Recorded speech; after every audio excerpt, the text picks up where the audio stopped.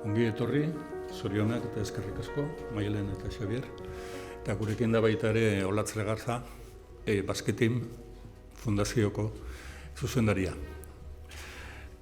Uzten badia zue, lehenengo hitzak Basketimi buruz egin nahi ditut. Euskadik ez dauka selekzio horik eta Euskadik ez dauka modurik ez mundu mailan eta ez olimpiada batzuetan herri bezala parte hartzeko modu ofizialean, baina hala ere, gure artean badira, eliteko kirolariak eta helburuetako bat da eta eginkizunetako bat da goi-mailako kirolari horiei babesa eta laguntza ematea. Basketimen bitartez, Euskal gizarteak, Euskal herritarrek babesa ematen diotelako Euskal Herrian eliteko eta goi-mailako kirolari eta kirolariei. Aurtengo olimpiada hauetan guztira 20 kirolari olimpiar izango ditugu. 9 paralimpiko eta 11 olimpiko eta guztiak izan dute basketimen jarraipena eta babesa. Eta momentu hau ere aprobetxatu nahiko nuke Virginia Díaz eta Ander Elosegiri ere zorionak emateko eta gure upada bidaltzeko. Maialeni zorionak eta ongi etorria eta zure alabak uste dut esan dizula, oso ondo egin duzu ama, eta gu ere iritzi berekoa gara, eta benetan oso harro eta unkituta gaude lortu duzun marka horregatik. 2024ko piraguismoan eta ur bizietako kanaletan entrenatu behar duten Euskal kirolariek joan beharrik izan ez dezaten, orain joan behar izaten duten toki horietara hainbeste orduko viajeak eginda. Euskadik bere urbizietako kanala izango du, Usurbilen izango da, Oria ibaian, Urbeldi urtegiaren inguruan eta proiektu hori onartuta eta aurrera doa. Eta nire hitzak bukatu horretik esan nahiko nuke, Eusko Jaurlaritzaren izenean proposamena egingo diegula Gipuzkoako Foru Aldundiari, Euskadiko Federazioari eta Gipuzkoako Federazioari kanal hori Maialen Txorrauten izenarekin bataiatu dezagun eta bere izena eduki dezan. Gogoratzen dut orain dela 5 urte, bai, beste hotel batean, baina hemen izan ginen urrezko domina hori aurkezteko eta orain zilarrezkoa ekarri dozu, ganera gogoratzen dut non ikarri zendun zure urrezko domina, bai, aneren merienda poltzan, gaur bere poltzan ekarri dozu eta eleganteago. Eta hori bada bebai zure izaeraren parte bat, ezta? Nolabaiteko humiltasun hori edo nolabait, ez? Eta orain hor kanpoan egon gara hainbat argazki izan dituzu, hainbat jente zuri galdezka eta orain etxetik, Tokiotik iritsi berri zara eta nola bizi dozu orain momentu hau eta Sabintzako bebai, ez? Nola bizi dozu orain momentu hau, ez? Irrikitan, ni behintzat Xabiere, irrikitan egon honea iristeko, etxera iristeko, eskerrak emateko, domina hau jende askoren saria delako, jende askorena. Ezin dut 1000 zati txikitan egin, pena bat izango litzatekelako, orduan ni gordeko dut, baina hainbeste esker dauzkat emateko, ez dakitela nola eskertu. Itzi gabe geratu naiz ziklo olimpiko hau prestatzean, zelako berotasuna, zelako bultzada eukideten. Ez da ziklo olimpiko erresa izan, askotan erori naiz lurrera, baina askotan jaiki naiz. Eta erori naizen guztitan beti egon da hor jendea ni laguntzeko. Eta, oso eskertuta nagola eta domina hau denen artean partekatzeko domina dela. Lortu duena Maialen uste dela ez da ziklo olimpiko honetakoa, 5 urtekoa, askoz luzeagoa izan da. Hori hau hasi zen Pekinen eta orain bukatu da. Eta, Maialenek jartzen duenean zerbait bere buruan, bukaera arte ez da gelditzen. Eta honea jatzea izugarrizko poza ematen zigun, zeren, 5 urte hauek luzeak izan dira eta ez dira erresak izan, baina hala ere, pentsatzen genuen aiatuko ginela, Maialenek aiatuko zela finalera eta final horretan bere lan egitea, baina oso zaila zen. Azkenean egin du eta gaina lortu du. eta egin du justo egin behar zuena. Así que, bueno, ilusio hori bihurtu da, ez dakit nola esan, bihurtu da gure propuestaren hasieran genuenan, baina askoz gehiago da, ez? Domina hau orain lortzea, momentu honetan lortzea, eta 38 urterekin balio izugarria da guretzat.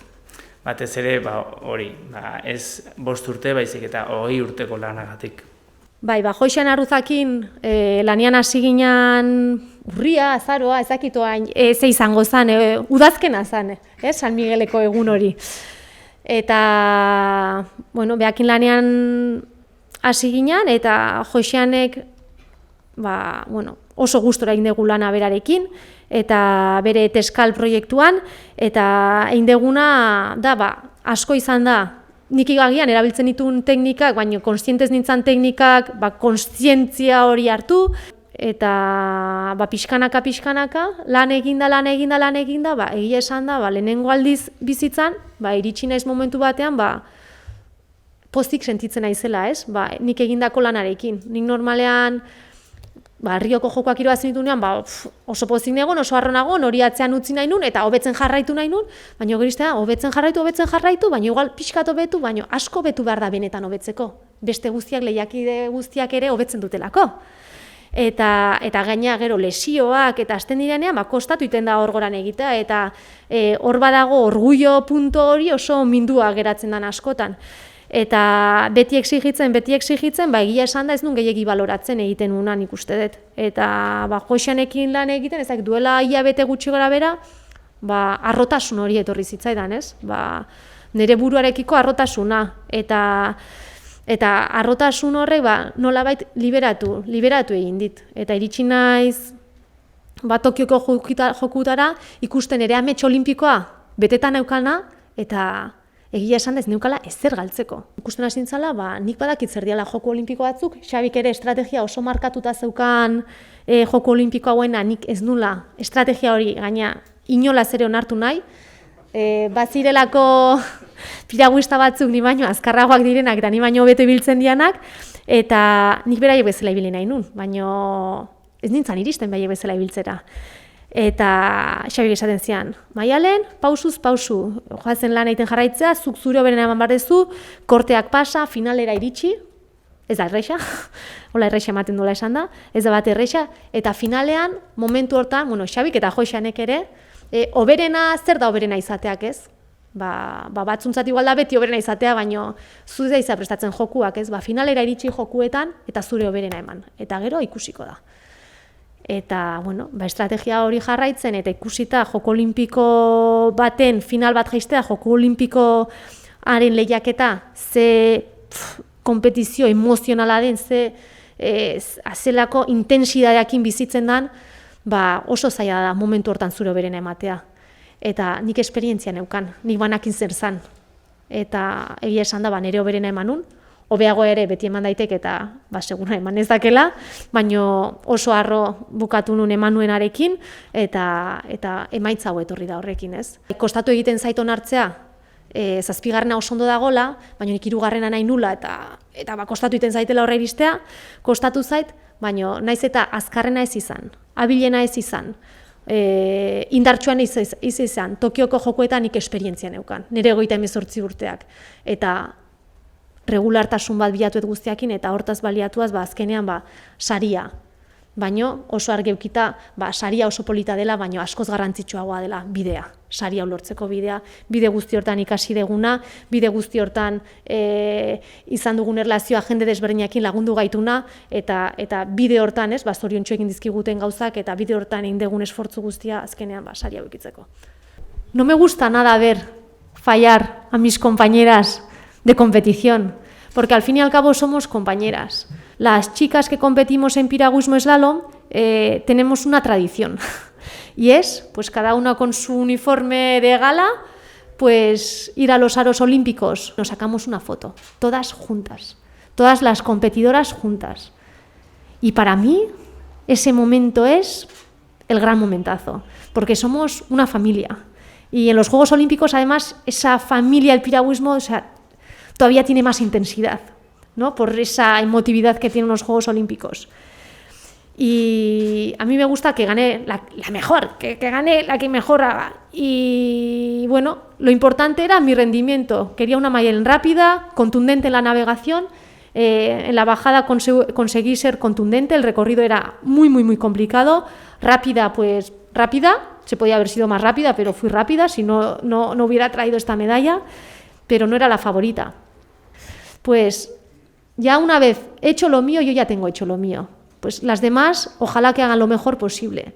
Y verlas fallar, la verdad es que me ha dolido un poco. Pero luego también me han dado la alegría de la medalla, pero no es porque hayan fallado ellas, es porque yo lo he hecho bien. Nosotros preparamos los Juegos Olímpicos. Entonces tenemos clarísimo, cuando acaban los Juegos empezamos a preparar los siguientes. Y a los mundiales que están en el camino son objetivos que están, pequeños objetivos que están en ese camino, ¿no?, de los Juegos Olímpicos. Pero si sale un campeonato del mundo mal, decimos, el objetivo no era este, el objetivo es año tal. Y marcamos muy bien la fecha en el calendario y todo va enfocado ahí, a los Juegos Olímpicos. Y luego, pues la verdad es que 3 de 4, la verdad es que hasta me asusta un poquito a mí. Hombre, creer, yo lo he creído durante todo el ciclo.